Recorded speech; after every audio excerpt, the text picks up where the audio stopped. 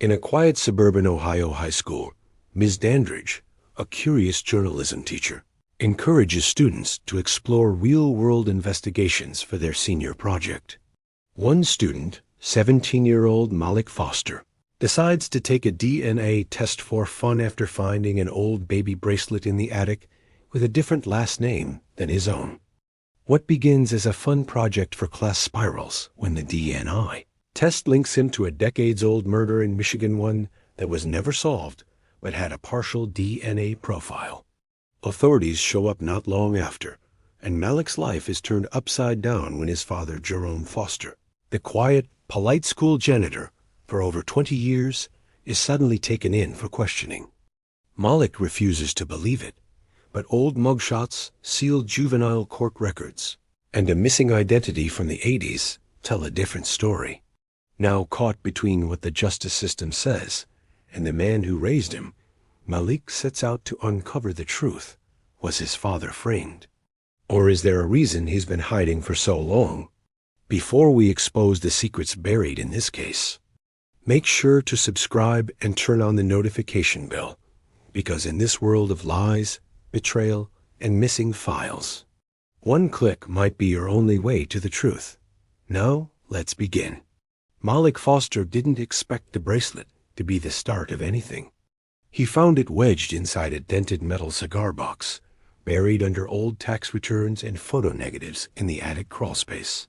The box smelled like dust and faded memories. Inside it, among yellowing hospital discharge papers and an expired passport, was a tiny plastic band blue letters on a white strip that read, "Infant, Anthony R. Banks."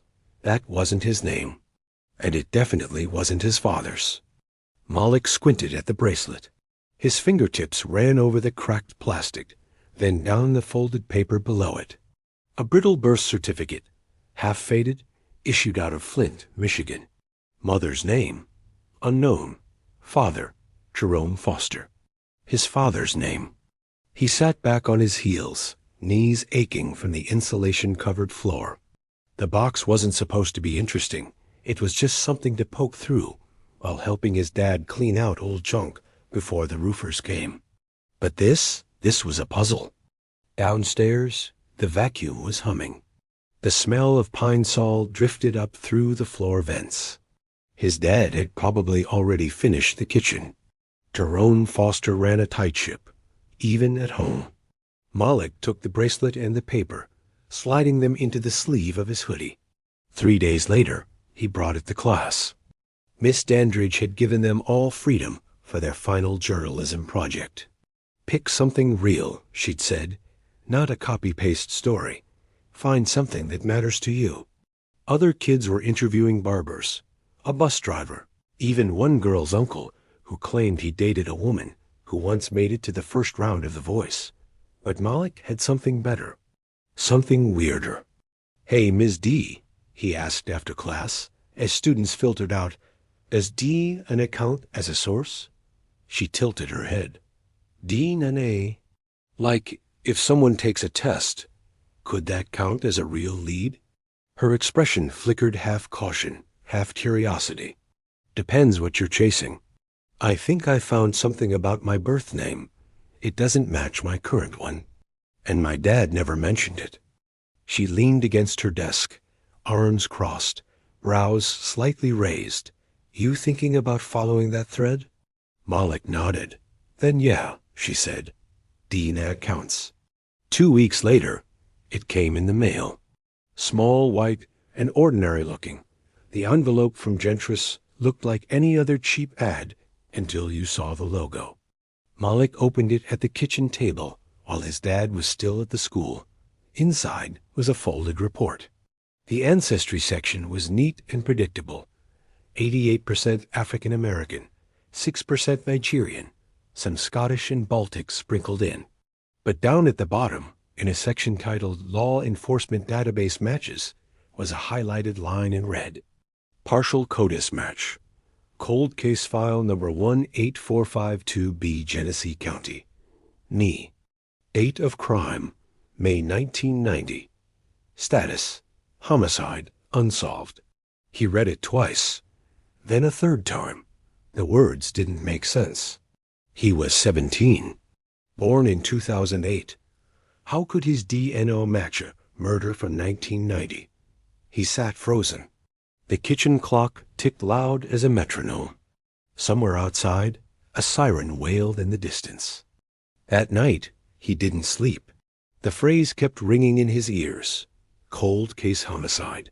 He tried searching the case number online, but the Genesee County Police Archives weren't digitized. And when he finally found a database that listed cold cases from that year, there were 4 entries for May 1990, but only one involved the missing infant and a murdered mother. Case number 1, 8452B. Her name was Dana R. Banks. 24. Single. Last seen leading a night shift in downtown Flint. Found strangled 2 days later behind a burnt-down liquor store. Infant child missing never found. Malik pushed away from the laptop. The room felt colder. His mind stuttered like a jammed printer. Anthony R. Banks. That was the bracelet. The name. His name. No way. He pulled out the hospital band again from his hoodie drawer. Blue letters. Faded ink. Anthony. The next morning, Jerome was waiting in the kitchen when Malik came down. Coffee brewed in the background. Eggs on a plate. Toast cut diagonally like always. Morning, his father said, voice even. But Malik noticed his hands. One of them trembled slightly as he held the cup. You were in the attic longer than I thought, Jerome added, not looking up. Yeah, Malik said slowly. Found some stuff. You always do, his father murmured, sipping the coffee. Attics are good for old ghosts. Malik stared at him. At the deep lines around his eyes. At the scar near his right thumb. At the man who had walked him to school, fixed his bike, taught him how to tie a tie. And suddenly, Malik wasn't sure who was sitting in front of him. I mailed in a D&I kit, he said, voice quieter than intended. Jerome froze. Didn't blink, didn't move. Just sat there, mug halfway to his lips, until he slowly set it down. What did it say? He asked, eyes still on the steam rising from his coffee. Malik's throat went dry. That I might be connected to a murder case from 1990. In Flint. Silence. Then soft, almost tired Jerome whispered, I told myself this day would come. Jerome Foster didn't say anything for a long time after that. Malik sat across from him, barely breathing. The eggs on his plate had gone cold. The clock above the sink ticked loud into the silence between them. Finally, Jerome leaned back in the chair and rubbed a hand down his face, then let out a breath like it had been stuck inside him for decades. Where'd you find the bracelet?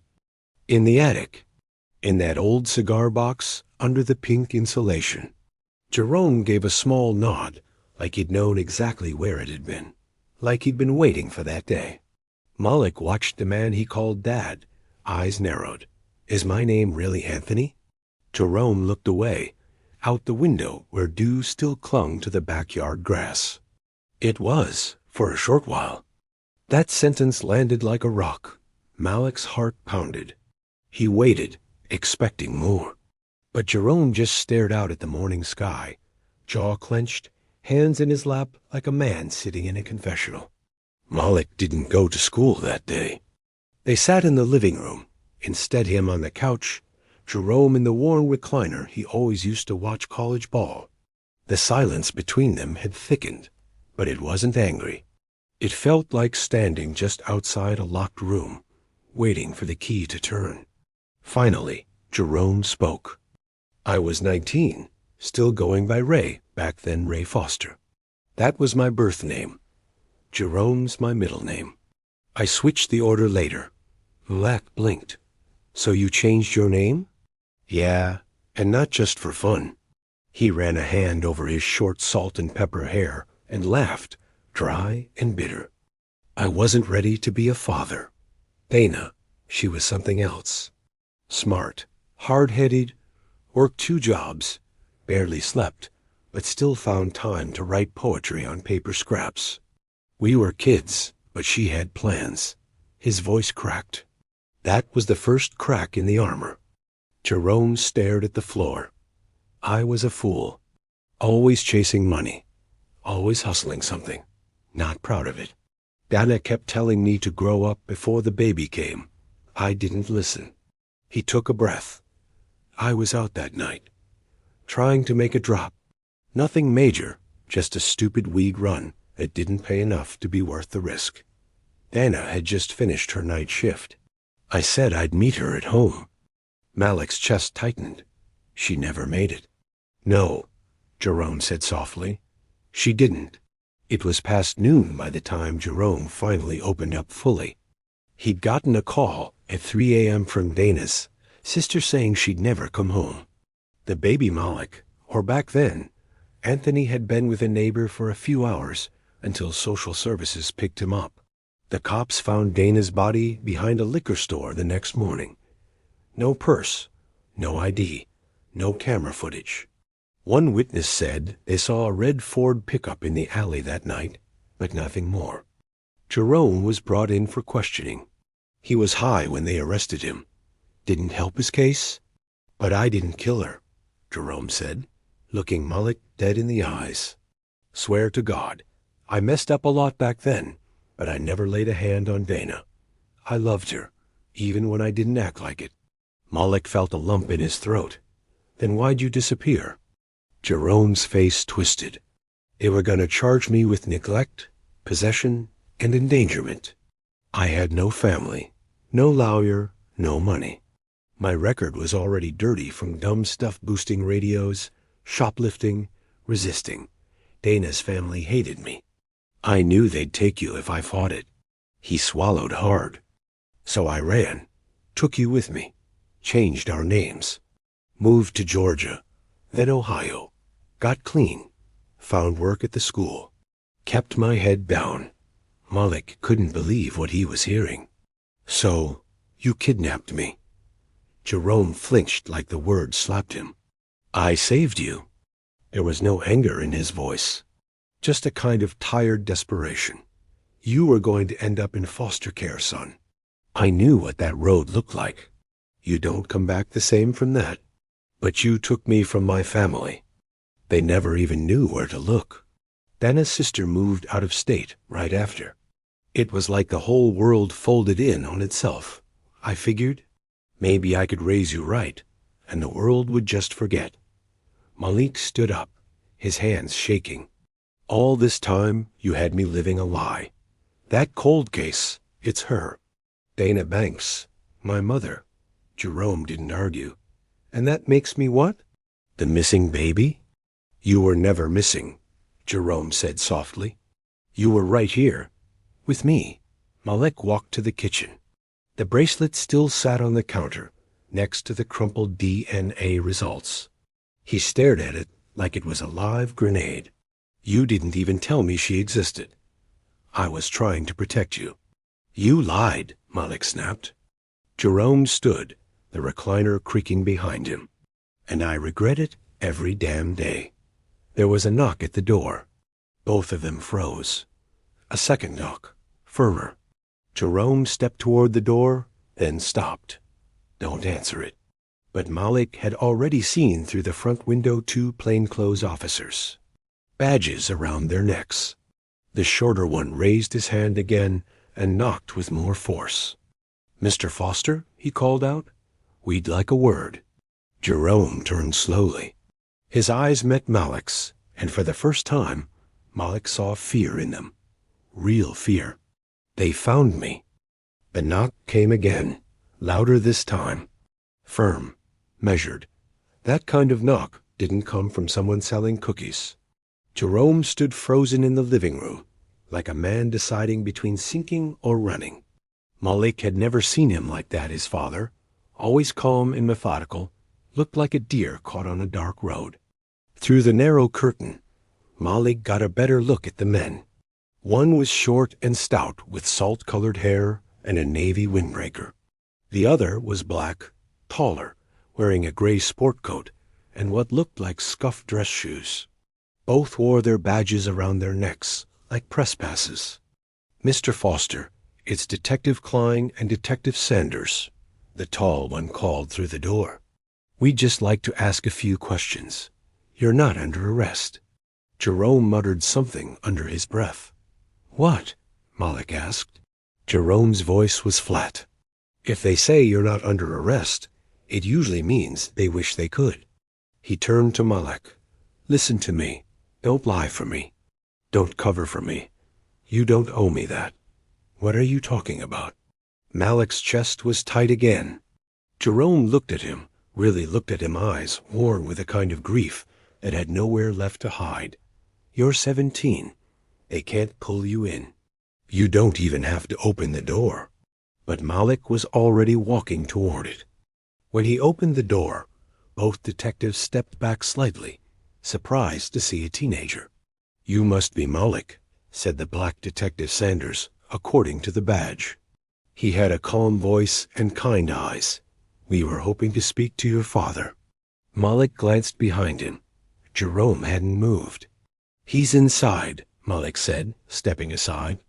The two men entered, nodding politely, though the air changed as soon as they crossed the threshold. The way their eyes scanned the house. The way Klein reached into his pocket and pulled out a small notepad without saying much. Jerome didn't offer them seats. He stood, arms crossed, next to the faded bookshelf, like it was the only thing holding him up. Let me guess, Jerome said. Vienna? Sanders nodded slowly. That's right. CODIS hit on a cold case out of Flint. Homicide from 1990. You remember that one? Jerome sighed. I remember all of it. Then you know we have to ask some questions, Klein said, his voice more clipped. Jerome nodded. I figured this day would come. The questions started mild. Where were you living in May of 1990? Did you know Dana Banks? Did you file a missing person report when she didn't come home? But then they got sharper. Why did you change your name from Ray Foster to Jerome Foster? Why didn't you contact her family? Why was the child never found? Malik sat on the armrest of the couch, jaw tight, hands clenched. Because I was the child, he finally said. Both detectives turned to him. I didn't know until last week. Took one of those ancestry tests for school. It came back saying I had a match to the cold case. Klein blinked. You're Anthony? Jerome nodded. He is. I took him, not for ransom, not for revenge. I took him because nobody else would. Sanders glanced at Klein, then back at Jerome. You know that's kidnapping. I know, Jerome said. But I also know what foster care looked like in Michigan back then. I didn't think he'd survive it. So I ran. I didn't kill Dana, but I was no kind of saint either. Sanders exhaled slowly, rubbing the back of his neck. This isn't an arrest visit, Mr. Foster, but we do have to file an official statement. You're part of an open homicide investigation, no? Jerome nodded. I'll cooperate. Klein still looked unconvinced. You didn't just vanish. You built a whole new life. Got a job under a false identity. That's not something people do unless they're hiding guilt. I was hiding, Jerome said. But not from justice. From the system. Malik stood up. My dad raised me right. Better than most people I know with clean records and two-story houses. He taught me everything. He's the reason I've never been in trouble. Sanders looked at Malik with a softened expression. I believe you, son, and you'll need to be part of this too. We'll probably need a formal DNA sample from both of you to finalize the match. Malik nodded. Also, Sanders added gently, Dana Banks had a sister, Lana. Still lives in Michigan. Once this goes into official review, she'll be notified. Jerome turned pale. She's going to want answers, Sanders said. And maybe to meet him. Malik swallowed hard. That was something he hadn't thought about. After the detectives left, Jerome sat back down in the recliner and stared at the wall. They're not wrong, he said after a long silence. I disappeared because I thought the truth would destroy everything. Maybe I was right, or maybe I was just scared. Malik looked at him. So what happens now? Jerome shrugged. Could be nothing. Could be 20 years in prison. But you didn't kill her. No, he whispered. But the law don't always care about didn't when you run for that long. That night, Malik couldn't sleep. He kept replaying the names, Anthony, Dana, Lana. What if that woman in Michigan didn't want to see him? What if she did? What if she hated his father? What if she looked just like him? What if she had a piece of the truth that his father had never told? The next morning, Malik did something impulsive. He found the cold case podcast his teacher had once mentioned, Midnight Files, and submitted an anonymous tip. He included the case number, a note about the DNA match, and a short message. I think this case is about to be solved. The baby's alive. But the truth might not be what anyone expected. It started like a whisper. A 3-minute segment buried inside the newest episode of Midnight Files, a true crime podcast with a loyal but modest audience. The host's voice was calm, measured, drawn in by the mystery as he read the anonymous message aloud. The episode was titled, Cold Case Number 18452B, The Woman in the Alley. By the end of that week, the tip had gone viral. A once-forgotten murder from 1990 was suddenly back in the public eye. Reddit threads lit up. Twitter sleuths pulled records. A Genesee County blog posted a side-by-side photo comparison of Jerome Foster and Ray Foster from old juvenile arrest archives. By Monday morning, every news truck in Columbus seemed to know where Malik and his father lived. Jerome turned himself in. He walked into the station with no lawyer, no entourage, and no prepared statement. He just stood there and told the desk sergeant, I'm the man from the Flint case. You'll want to call the cold case unit. They held him overnight for questioning. Then 2 nights. Then a week.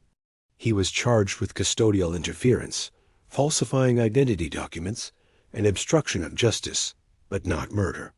After 33 years, no physical evidence ever placed him at the scene. His drug charges from the 90s were long expired, and his DNA didn't match the fingernail samples collected from Dane Banks' body. The state prosecutors had to admit it. Jerome Foster was not the killer. But he had run, and the law didn't forget that. Malik sat in the courthouse hallway the day of the plea hearing. He wore a collared shirt, black slacks, no tie. His hands wouldn't stop shaking. Jerome was led in wearing county orange, thinner than usual, his beard fully gray now. When he caught Malik's eyes, he gave him a small nod, the kind they used to share across a basketball court after a perfect free throw. The judge sentenced him to 3 years, with possibility of parole after 18 months due to his clean record and voluntary surrender. No courtroom drama. No cameras allowed. Just a quiet thud of the gavel and a life finally catching up with its shadow. But that wasn't the end. A week after the sentencing, Malik met her. Lana Banks was 51 now. Tall, reserved, with the same sharp jawline he saw in his own school photos. They met at a small community center in Lansing, halfway between where she lived and the juvenile facility where Jerome would serve time. She didn't hug him, didn't cry.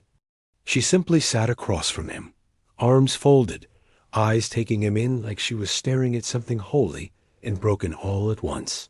I've waited 33 years for this, she said. And I didn't know whether to slap you or hold you. Malik swallowed. I didn't know you existed. Until a month ago, I didn't even know her name. Dana. Lana exhaled. She loved you. So much. She carried you through 2 jobs, through back pain, through breakups. You were her hope. When she died, I thought that was it. I thought the world just swallowed both of you. I think he thought the same thing, Malik whispered, that the world would chew me up. They sat in silence for a long time. Then she slid a photo across the table. A worn Polaroid. His mother, Donna Banks, laughing in the sunlight, -20-something, hair wrapped in a floral scarf, holding a baby in her arms. Him, Anthony. He traced her face with his eyes. Would you tell me about her? He asked. Lana nodded, and she did. 18 months later, Malik stood in front of the same prison gates where Jerome was released. He was taller now, voice deeper. The same man, but not really. Jerome stepped out carrying only a plastic bag of belongings and a thin paperback novel. His eyes were tired, but peaceful. Malik handed him a hoodie. It's cold. Feels warmer than it used to, Jerome said with a crooked smile. They walked together across the lot toward Malik's car. Jerome paused halfway and looked up at the sky. Been a long time since I didn't feel like I was hiding. Malik nodded. You don't have to hide anymore. They drove in silence for a few minutes. Jerome finally asked, So, what's next? Malik didn't answer right away. He glanced at the bracelet still hanging from the rearview mirror, the one marked Anthony R. Banks. I don't know, he said, but I think I want to find out who I am. For real this time. Later that year, Malik began applying to college. Not just any program, but one in forensic science and investigative journalism. He wrote about DNA, about truth, about what's buried in silence. His admission essay ended with a single line. My name used to be Anthony, but I go by Malik now. Both names carry the truth. I just needed time to hold them both. The end. This story wasn't just about one case. It was about how quickly truth can vanish when assumptions replace evidence, and how unchecked authority becomes a weapon instead of a shield. It was about fear, how it twists judgment, silences witnesses, and turns policy into harm. But more than anything, it was about dignity and the fight to hold on to it. For every family who never got the apology, for every name that was buried under suspicion instead of cleared by justice, for every child forced to grow up the moment someone else decided they looked guilty. So if this story made you feel something, don't let it end with sympathy.